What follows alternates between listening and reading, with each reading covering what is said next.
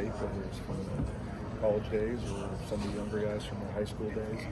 I think one of the real strengths of this group is just the way that they approach everything and how important football is to them and how much they all want to learn and get better each and every day. What's the biggest area of progression that you're seeing, and who is the biggest jump just from the time of that? There's not one guy that just jumps out as far as this guy's made a bigger jump than another guy. I think they've all kind of in their own timing. You have seen a progression. And obviously right now, the main focus is just one day at a time. So today's install, whatever we're installing for the next practice, that's going to be our focus. And how well do we take what we've learned in the film room, in the meeting room, to our execution and practice the next day. So I think all the guys have progressed pretty evenly. I think all the guys are eager, and like I've mentioned to the other guys here, the fun thing for me as a coach is watching all these guys help each other. And they truly do that, and I think that is a reflection of the culture that we have here at USC about our guys always putting the team first. So that's going to pay a lot of dividends for us moving forward. Forgive me if you've been asked this before, but just can you talk me through what went into the coaches' minds when they opted to switch Raleek from running back to receiver? What went into that decision? I think it's just different ways of getting the football to him. I've mentioned the question has been posed, but whether you are catching the football or whether you have it handed to you. Obviously, we're going to do that and try to get the ball to our guys that can make plays, and Raleek is one of a number of our guys that can do that. And his ability to function in space, I think will be something that he'll do a really, really good job of. So I think, just getting him involved in the offense, and at the end of the day, regardless of whether he's playing running back or receiver, our objective as coaches is to get the 11 guys on the field on offense that give us the best chance to be successful in every given play. How did he take the news when you guys pitched that switch to him? Oh, he was good.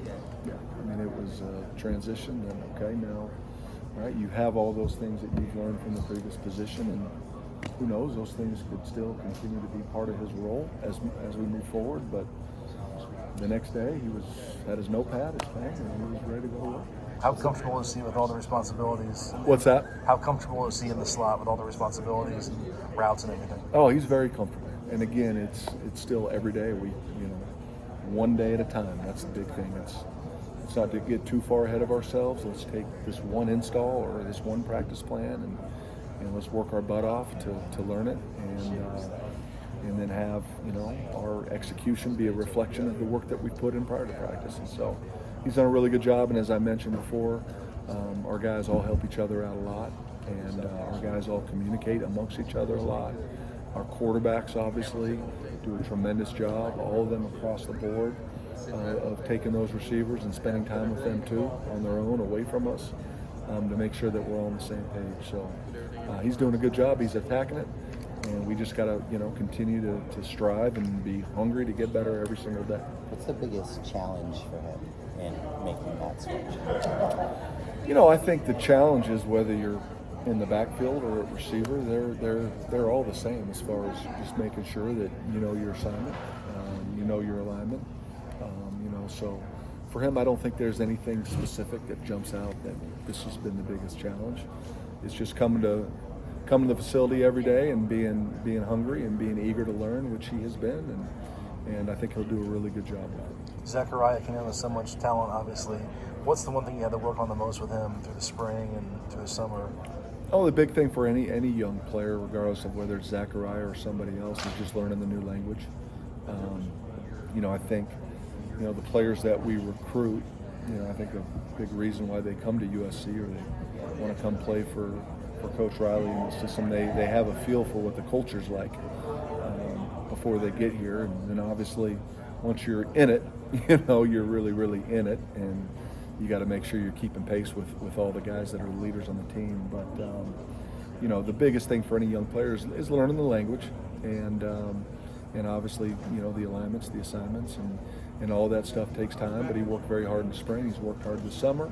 And now we just got to go right back to where we started. And day one install, attacking that thing, doing everything that I can as his coach and that he can do away from us to make sure we're ready for practice one. What's it been like having Cliff